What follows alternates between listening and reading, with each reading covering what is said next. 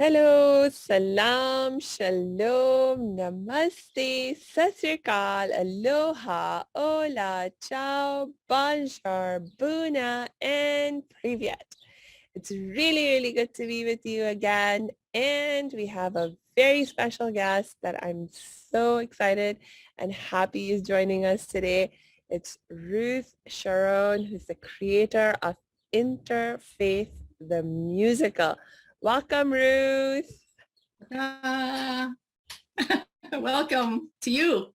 Oh, thank you. Thank you so much.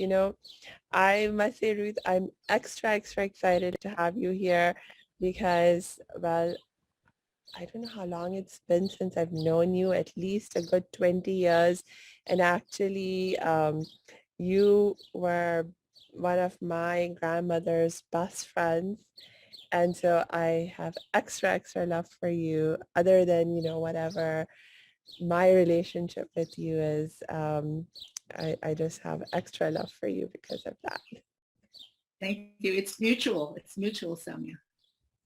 Yes. And one of the reasons that you connected with my grandmother and then I got introduced to you and got to know you is because you are so active in the interfaith community and you have been like dedicating your life to interfaith work and interfaith engagement.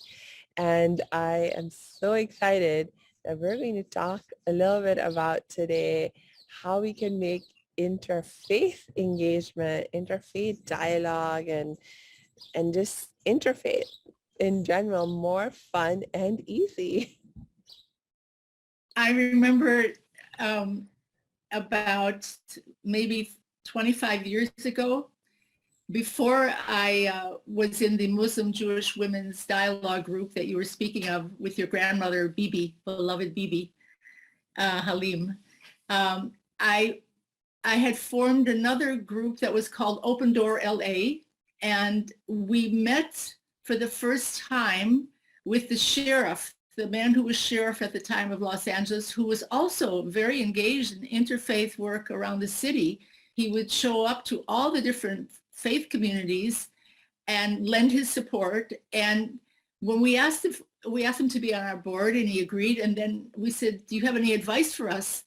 And he said, "Be curious, and no matter what you do, remember to have fun." And that seems such an odd comment coming from the sheriff of Los Angeles, right?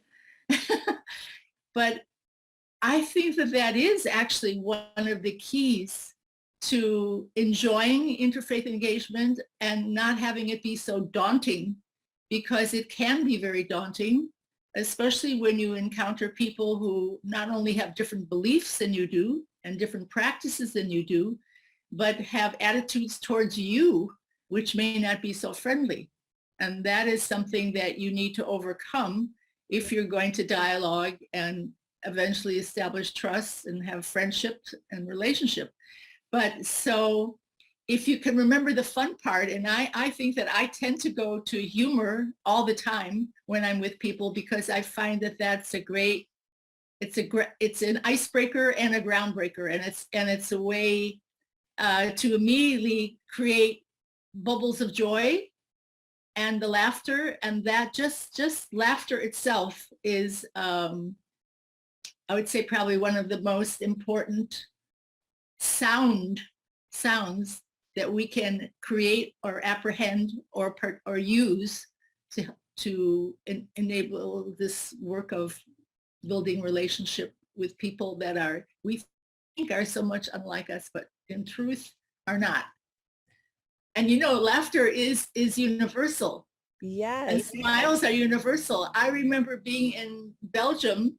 I was trying to buy a car in French, which I didn't know very well. And I was in the car with two little girls. And for half an hour, we played peekaboo and games and just laughed. And that was our language. And we totally understood one another. I knew exactly what they were doing. They knew what I was doing. They appreciated me. I appreciated them. And I didn't know Dutch, so I couldn't speak the language of their country. They didn't know my language, but we understood one another. Yes. Yes, I so agree with you. I so agree with you. I'm a little bit curious, Ruth, because you've been engaged in interfaith for so long. What motivated you to get started in interfaith? And like, what would you say is really important about it? Like, why interfaith? Hey, thanks for tuning into this episode. Hope you're getting value out of it. For your information, this episode has been sponsored by the Happiness 101 program. Are you a change maker, coach, trainer, or healer? Are chains of fear holding you back from making the impact and income you desire? Using a unique combination of positive psychology and the spiritual wisdom of our most effective change makers, the Happiness 101 program helps you break through your limiting beliefs and manifest the abundance and success you desire with fun and ease. Interested? Book a free Happiness 101 exploration call with me, your happiness expert, Samia Bano. Just use my online calendar link in the show notes. Now, back to the show. Well, in the early 90s, I actually am a filmmaker, a documentary filmmaker and a writer. That's actually how I spent most of my adult life, making films and writing. And I had this crazy, wild idea that I was going to organize a Seder for Passover for the Jewish holiday, the day marking the liberation of the Israelites from slavery in Egypt 3,500 years ago. And I decided to invite a lot of people to the Seder who weren't Jewish, because I had Christian friends primarily at the time. I didn't know that many Muslims. That was in the 80s. I didn't know that many Muslims yet. And there were people who really, they wanted to come to the Seder. And so I decided to make it a creative event and a fun event. And so we had games for children, and we enacted the play of the Exodus, the story of the Exodus. And we had people playing their musical instruments. And then at the part of the story where we told about how the Israelites were liberated, I asked people who were there to share their own story of liberation. Because as I said then at the time, and I still believe, what's universal about the holiday of Passover is that it deals with our liberation, not just as Jews, but as human beings from whatever pharaoh, whatever oppressor we are experiencing at the moment. So it can be emotional liberation, it can be economic, it can be sexual, it can be cultural, it can be psychological. There's so many different kinds of liberation, and every year we go through a different phase of liberation. And so it doesn't really matter how you address God or if you believe in God. People can sit around a table, I call it the table of humanity, and share the human story of our struggle. And so that there were 85 people at that Seder. I had to find a room to rent, and I had to have it catered. More and more people said, we want to come, we want to come. And then I had it filmed because I'm a filmmaker. I thought, well, I'll never do this again. Little did I know. But anyway, so when I looked at the footage afterwards, I thought, I'll bet there are a lot of stories of Passover, of personal liberation out there. I'm going to find them. And the moment I said that, you know, heaven listens to us. And so people started dropping out of the woodwork and out of the skies with the most amazing stories of personal liberation, of an Ethiopian Jew who was trying to escape to Israel and was caught and taken into prison. And he had to spend Passover in prison, and his jailer was Muslim. And when Passover was coming, he asked his jailer, who supposedly hated him and considered him an enemy, if he could help get matzah so they could eat the unleavened bread during the holiday Passover. And the Muslim jailer said to him, "Why should I do that?" And the Ethiopian Jews said to him, "Because we both believe in God. We both believe in Allah." And the jailer thought about it, and he ended up organizing 5 Muslim women who prepared matzahs for the Jews who were in prison. So that was one of the stories that I heard, and I documented. I interviewed the person who was involved with that. And then all these different communities that weren't Jewish that were celebrating Passover, the Catholic workers, and then a Black pastor who had been celebrating Passover for 6 years with 600 African Americans. And so I met him, and then he invited me to their Seder. And at that Seder, there was a Black woman, a minister, who I did not know at the time, but later I was invited to the church to speak. Then the pastor wanted to commend me for my activity of conciliation, of bringing people together. And he asked me to speak to the congregants. And when I got up to the pulpit, I had no idea what I was going to say. And the first words that came out of my mouth were, "I have a dream," like Martin Luther King said in Washington in his famous speech, "I have a dream" speech. And when I said that, the congregation shouted out, "Tell it, sister, tell it." And I went into a reverie, and I started saying that I have a vision before me, and I see it's near Mount Sinai, and I see people from all over the world sitting together and celebrating freedom together. And I see in the background Sadat, who had been President Sadat of Egypt, had been assassinated for trying to create peace. I see him smiling, happy, because he wanted even to build a cathedral for Muslims, Christians, and Jews on Mount Sinai to commemorate the fact that he thought that people should be able to come together in prayer as well. And then I said, and I have an idea that there's a child in Japan that is participating and asks one of the 4 questions of Passover: why is this night different from all other nights? And that's someone in Hawaii would answer that question. I said, I could just see us all being connected together. And then as I was telling this story, the audience was getting more and more excited, and they were, as in Black churches, they're very, very responsive. It's almost like call and answer. So I would say something, and they would say, "Yes, that's it, sister. You're getting home now. That's it. Take it in, and take it home." And so finally, I finished my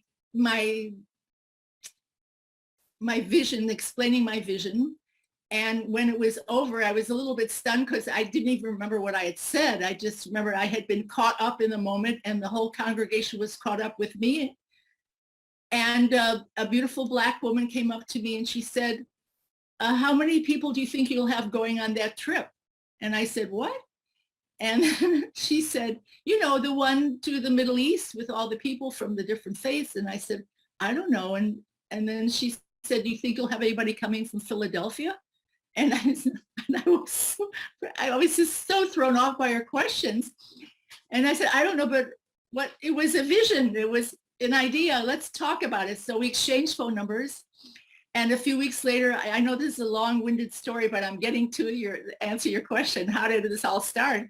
And she came to my house for a Shabbat dinner on a Friday night.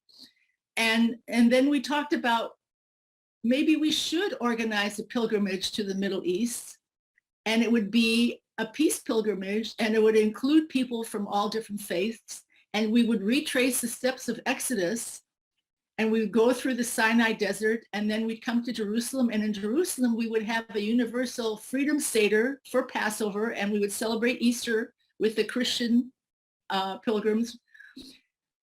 And we would invite Palestinians, and we would have this amazing celebration together. And right after we were talking about this, she started kind of pounding her chest, and she looked like she was having a heart attack. And 2 other friends were present, and we were all concerned. Her name was Dolores Gray. And we said, "Dolores, are you okay? Are you okay?" And she said, "I can't believe this. I can't believe this."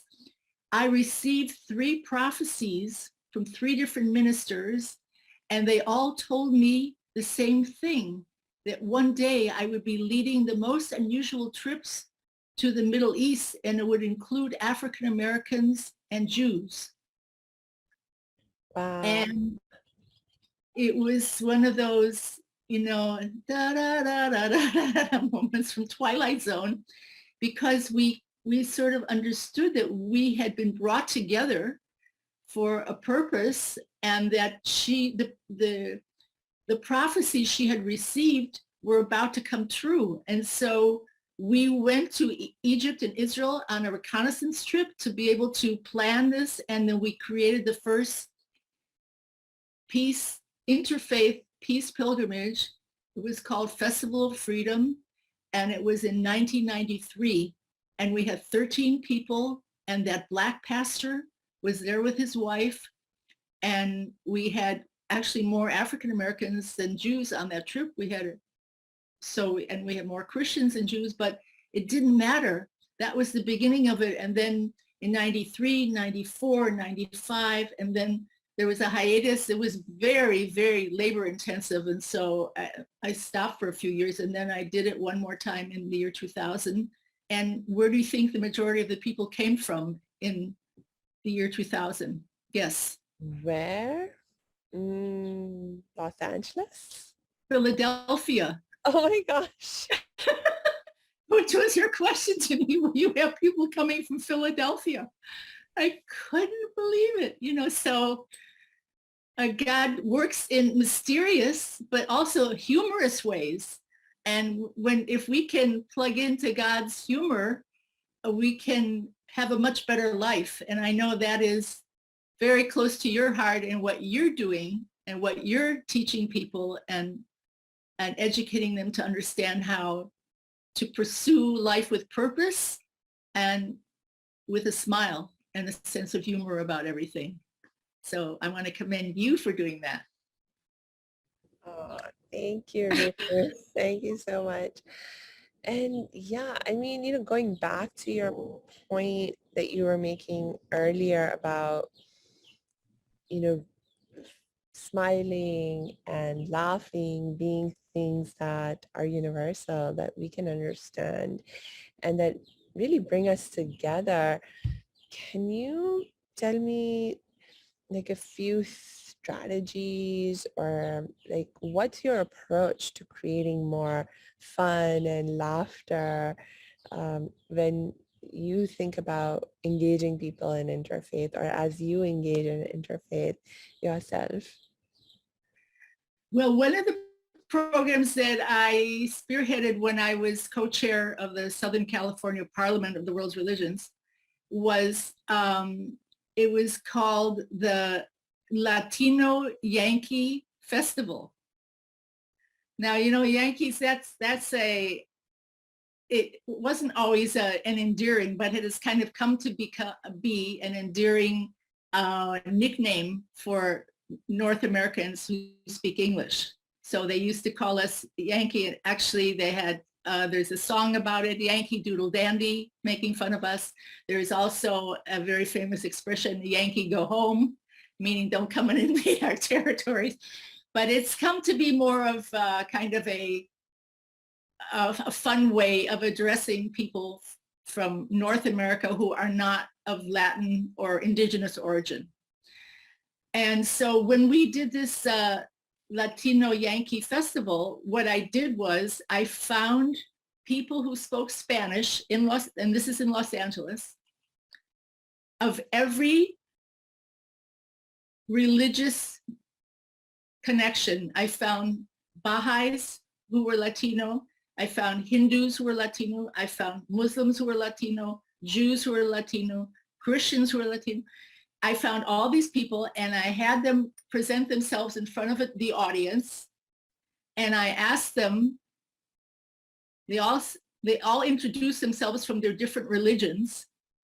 And then at the end, I said to people, do you understand that everybody standing up here today is a Latino, that they were born in a Latin American country?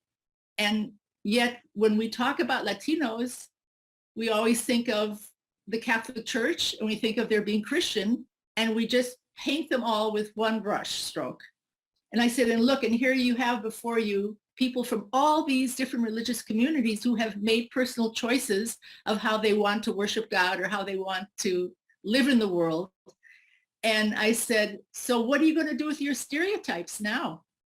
And so people laugh because they realize that they were unveiled, their prejudices were unveiled, but it was done in a humorous way.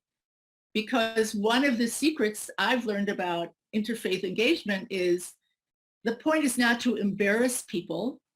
The point is to find common ground where you can share a good joke together or a laugh about something so that nobody is at the butt of the joke except for yourself and your own ideas. And when you get to the point where you can laugh at yourself about notions that you've kept for 20, 30 years and suddenly discover that you were totally wrong. So it shakes your foundation, but in a good way. Yeah. Because then you make room, there's an opening for new understanding, new information, new wisdom, and new enjoyment, because you've just taken the husk off of something before which was unapproachable or that was already frozen and fixed in time, and you couldn't deal with it in any other way than the way you had accustomed yourself to thinking about it. But now suddenly, right, moment of revelation, and there is such pleasure in revelation. I can't imagine use any other word to describe revelation. It's a high. And when we have revelations about one another, then the prospects for peace increase exponentially. Yes. And actually the example that you just shared is such a brilliant example. And the other thing it made me think about is that other than revelations about other people in this context, in an interfaith context, I think one of the most valuable aspects of interfaith engagement for me has been how much I have learned about not only people of other faith and about myself, but about other Muslims. Because when we have interfaith things going on, we have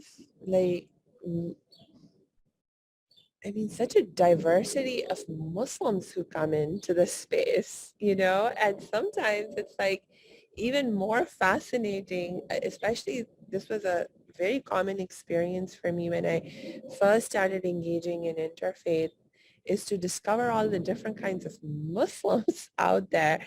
And, in America, especially, that is such a privilege I feel like I have, because if I was back in Pakistan, 98% of the population is Muslim, and we're by and large, we're of the same race, we speak the same language, we share a wide dominant culture together. But Right. in America, we have Muslims from all over the world. They're all different skin colors, speaking different languages. And even when you look at, how we understand Islam, how we practice Islam, it can vary so much. And I have discovered that more in interfaith spaces here in America than anywhere else. And so, when you were talking about having all those Latinos who are belonging to different faiths, it made me also think about all the different Muslims that I have learned about participating in interfaith spaces. So I have to tell you this because I'm Jewish, and one of the oldest Jewish jokes in the world, and actually it's in one of the songs that I wrote for the musical, is where there are two Jews there are 3 opinions. So I used to say, I think that the Jews were made ahead of time in preparation for interfaith engagement, because we can never agree with each other anyhow about what something means.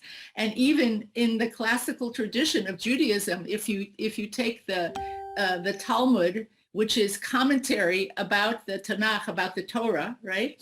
So in the Talmud, when you open up, it's these giant pages, and you open it up, and on the upper right-hand corner is in Hebrew, the tract that there is being discussed by rabbis from all over the world throughout the centuries, not just from one period of time, right?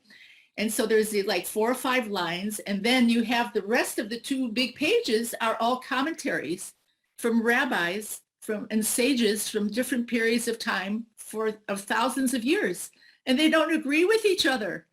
And so by the time you read all the commentaries and you're waiting to find out what's the right answer, you realize that there might be more than one right answer, and you can't even get all these great thinkers to agree on what it is. And so part of our tradition is knowing ahead of time, and actually it's one of the other ways it's said is that to be able to accept 2 opposites at the same time, right? The paradox of accepting 2 things that are opposite of each other as both true at the same time. And mastering that is, I would say, essential if you're going to have fun in interfaith engagement. Because if you are fixated on how it has to be, or exactly the way you've been brought up to believe, and you have no room for any other possibility, you will suffer. You will suffer. It won't be fun. But I think that we all are capable. We do have that ability to hold more than one truth at the same time. And I think interfaith engagement cultivates that and develops that. And the proof is in the pudding, because one of the songs I wrote for the musical is called, and this is from a Jewish woman who wrote this song, right? It's called Jesus is Here for You. I'm not a born again Christian. I'm not a Jew converted to Christianity, but I took on as a challenge writing a song as if I were a Christian. And then I had a gospel singer, a Black gospel singer, record the song for me. And when she finished, I said to her, do you realize that the person who wrote this song is not Christian? And she said, you can't be serious. And then she thought about it and she said, well, if they did, they wrote it from the heart. And that was like, what should I say? That was gold. That was such a gift, what she said, because it made me realize that 25 years ago, Samia, I could not have written that song. My heart wasn't prepared to be able to enter into someone else's faith on such a deep level that I could write a song as if it was from their faith and not mine.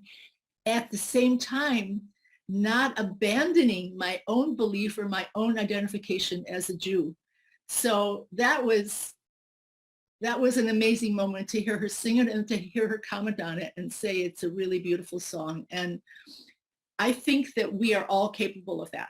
I think that even atheists are capable of grasping what does it mean to be a person of faith, and that people of faith can also understand an atheist point of view. Maybe not accept it, maybe not agree with it, but it's all possible. And if it can be presented musically, even better. And that's kind of what I was aiming at when I started writing these songs. Yes. Oh my gosh. I've had the absolute pleasure and privilege of watching the performance of Interfaith the musical, at least one version of it. And one of the things that I really loved about it was, of course, it was a lot of fun. And, the thing was that you took us through so many different emotions over the course of the play. I mean, there were some some songs that were just, I mean, just so soulfully beautiful. There were others that were just funny. There were some that were even sad. Um, but like together, they just created this beautiful experience. And the what I came out of it with was a feeling of upliftment, a feeling of being connected to a sense of love for myself and for people of other faith. And just that whole process of engagement. And because like a lot of the songs, they really made you think, and they were like expressing people's thoughts as they thought about interfaith and as they engaged in interfaith. Oh my gosh. It was such a, could you share a song with us? Like I remember one. I was just thinking about this song, What If My Children Go Astray? Because that is one of the tugging at someone's heart, not just making them laugh during the evening, which of course the laughter was an essential part, but also recognizing that this work is not for the faint of heart, that this work also involves challenges. It involves breaking taboos of cultures and of religious paths that sometimes are so painful. You see parents who excommunicate their children because their children choose a different way to worship God or marry outside of the faith. And we've all know stories like that. I have people in my own family, and I know other people from other faiths that the same thing has happened, where parents are not allowed to see their children any longer because their child has married someone from another faith. And and I remember when the words to the song came through me, what if my children go astray? What if they find another way? What happens to my legacy? What happens to my family tree? And the whole song is about coming to terms with it. And the young girl that was the father singing the song, and the young girl sings, what if I cannot bring them home when I have children of my own? What of my own integrity if I'm not allowed to be me? And these are issues that will come up in every generation, will come up in every tradition. Someone said to me, well, could this musical be shown elsewhere? I said, this musical could be shown right this minute in India.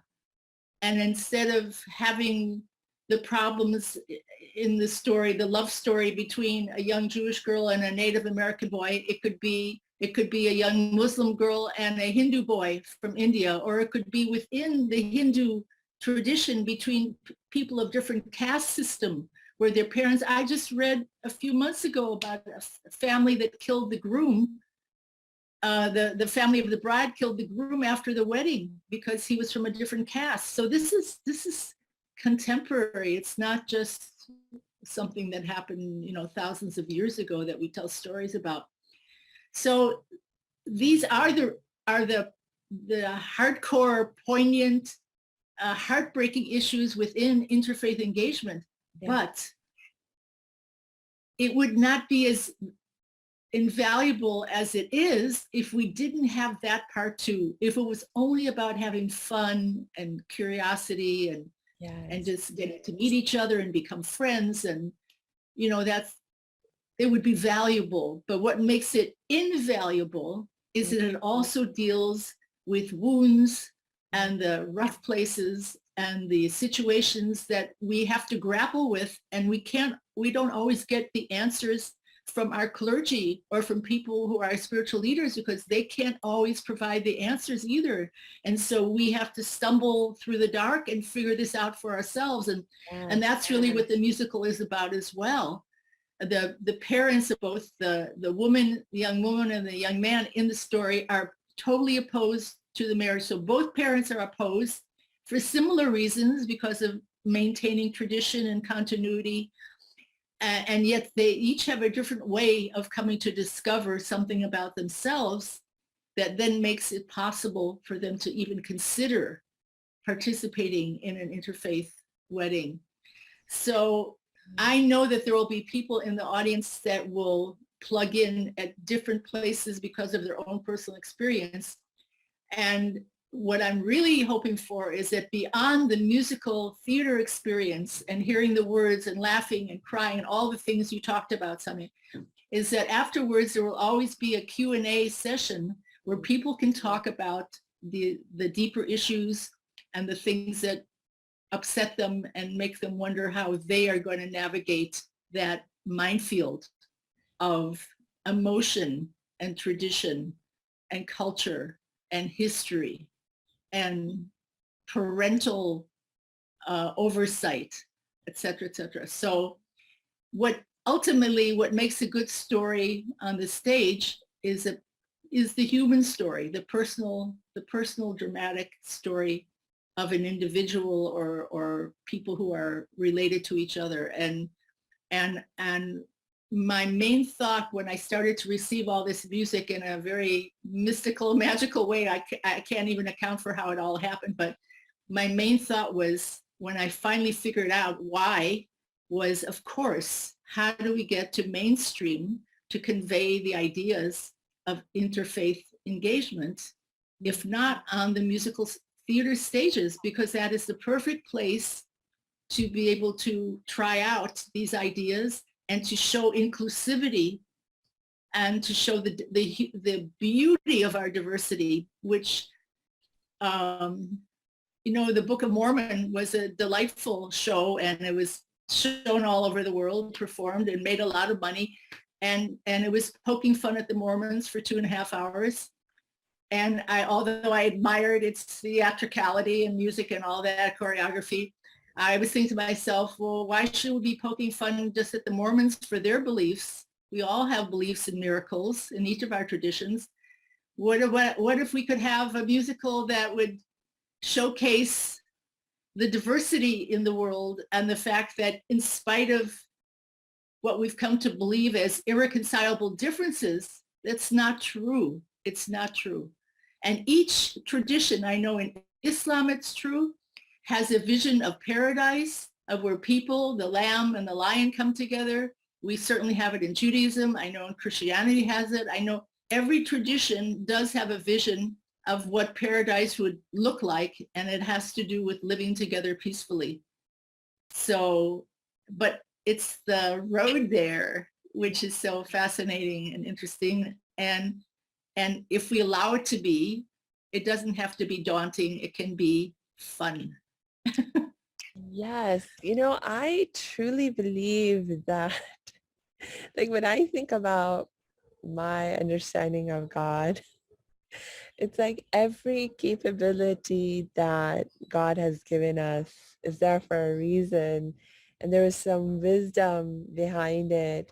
And God gave me the capability that I have to laugh and to smile, to have fun.